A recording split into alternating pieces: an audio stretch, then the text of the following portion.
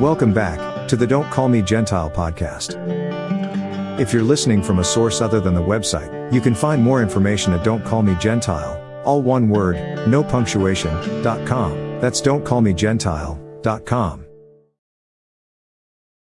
Every time I think I know where this is going, God seems to redirect my course. And this episode marks just such a divine interruption. See, I had a plan for what we'd be discussing today, but then God put something in front of me that I simply couldn't ignore. It speaks to an issue that's been on my heart for years, but that I've spoken relatively little about.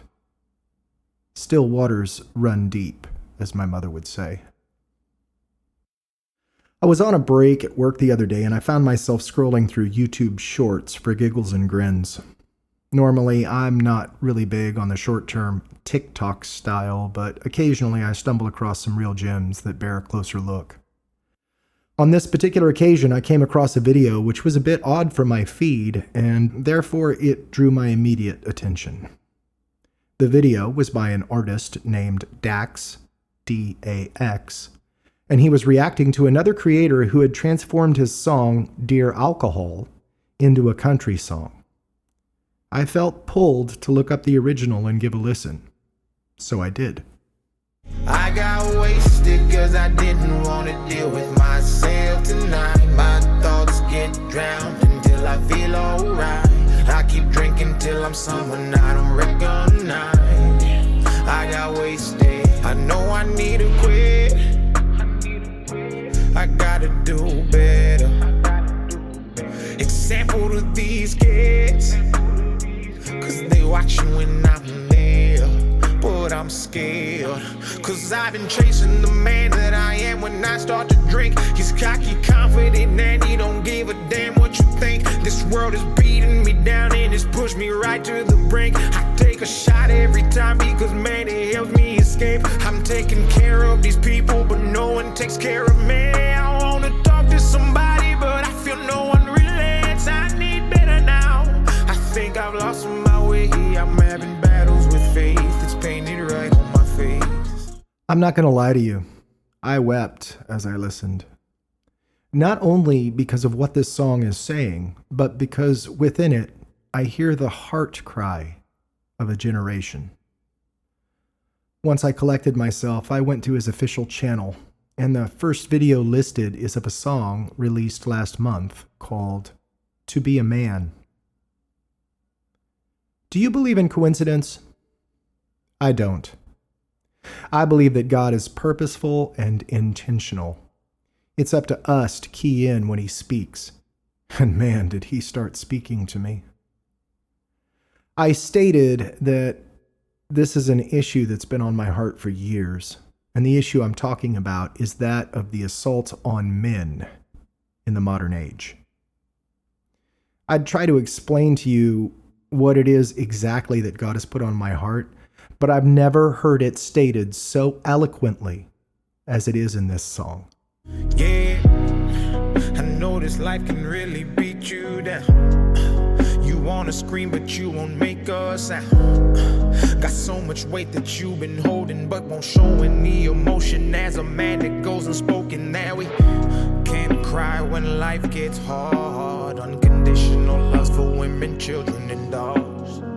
We know that we just have to play our parts, and don't nobody give a damn about our broken hearts. Yeah, as a man we gotta pave our way. Our only function is to work and slave. There's no respect for you if you ain't paid. You're disregarded as a human and you can't complain. And if you ever make it up and actually reach that place and find a woman that you love and give her your last name, you'll feel the things that you provide is only why she stays. And when you try to explain, you'll say I can't hide myself. I don't expect you to understand. I just hope I can explain what it's like to be a man. It's a lonely road, and they don't care about what you know. It's not about how you feel, but what you provide inside that home. I can't speak to Dax's other music, but I recommend that you go listen to this song in its entirety, because he's nailed it. Whether or not you recognize it, we live in a toxic society, and one that is extremely hostile to men. It's a world where we're constantly told up is down, dark is light, bitter is sweet, and evil is good. Should it come as any surprise then that we see generations arising who lack a concrete sense of identity and purpose? I think not. Our young men are navigating a society that devalues and derides them at every available opportunity. Masculinity is toxic, but femininity is divine. Traditional values are misogyny, yet men are expected to man up and provide in order to be perceived as having value, while simultaneously being marginalized. The same society that foists these expectations upon them informs them regularly, and in no uncertain terms, that they have no right to hold expectations of others, particularly of women. It's the spirit of Jezebel at her worst. One doesn't have to look very hard to find all manner of opinion out there on what constitutes real manhood, often touted by women who would not suffer for one moment to be told what real womanhood is by any man. The hypocrisy is palpable and the lack of self-awareness is appalling. Yet men soldier on. You want to know what strength looks like? It looks like character. I've said many times in days past that Yeshua, that's Jesus for those who aren't aware, is the single most masculine character to have ever graced the earth with his footprint. The things he endured, the suffering, the belittling, the absolute horrendous accusations, torture, and ultimately crucifixion. He suffered them all in silence, and he did so because he understood the value of it. He understood what it brought to the table for his family. As men, we're not so very different. I mean, in no way, shape, or form are we anything resembling perfect. But that portion of him, that masculine quality that will endure silently on behalf of those we love, yeah, turns out that's built in. And even as I say this, I can hear the voice of that Jezebel spirit spitting out objections. The wife beaters, the deadbeats, and on, grabbing every edge case and applying it as though that's somehow indicative of all men. She does this because the idea of men getting to grips with their actual, real identity terrifies her. And it should. Jezebel was, and is, a wicked, fetid witch who richly deserves to be thrown over the wall to her death. How many men has she ruined? How many homes has she wrecked? How many lives has she destroyed? Know this: the spirit of that wicked whore has been steering the course of our society for decades, and it's high time that we as the disciples of Messiah rose up and cast her down. Now I want to speak specifically to the men. I've been blessed with age. There's a lot, and I do mean a lot, that sucks about getting older. But getting comfortable in your own skin, accepting yourself as you are, gaining confidence in your own ability to reason, and ceasing to care so much about the criticisms of others, yeah, those aren't among them. Those are hard-fought treasures.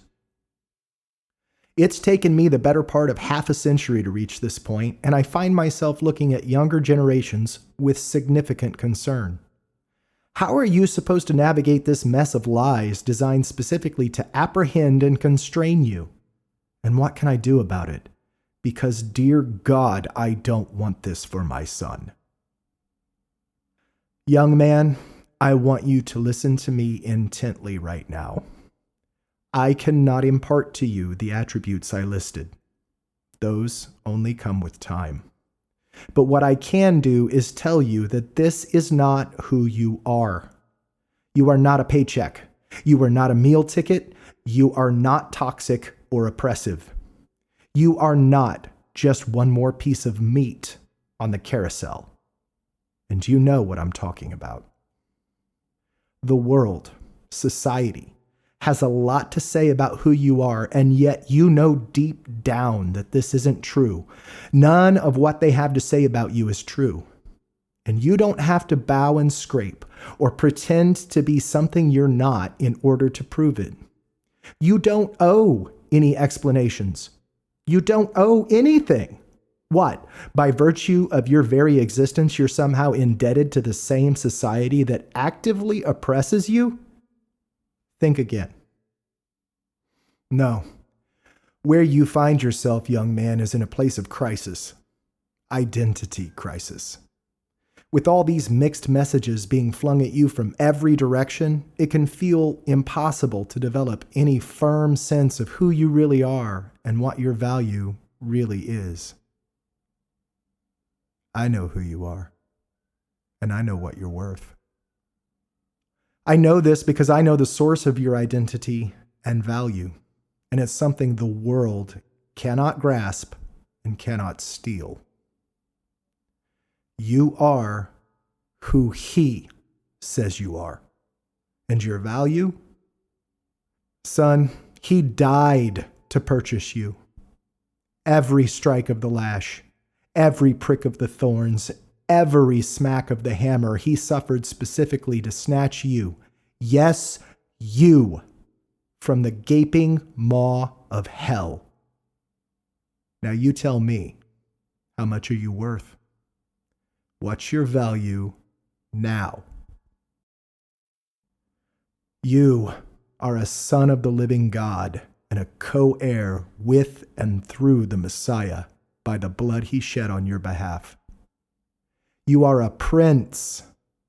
You are a prince of the one and only kingdom that will last forever, and no one and nothing can take that from you.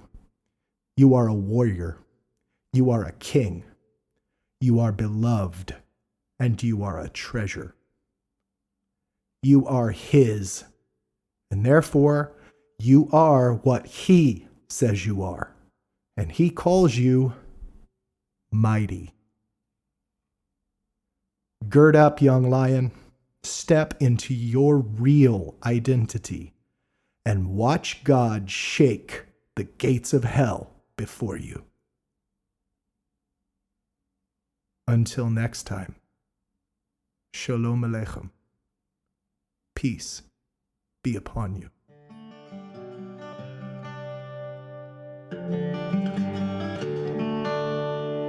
This has been the Don't Call Me Gentile podcast.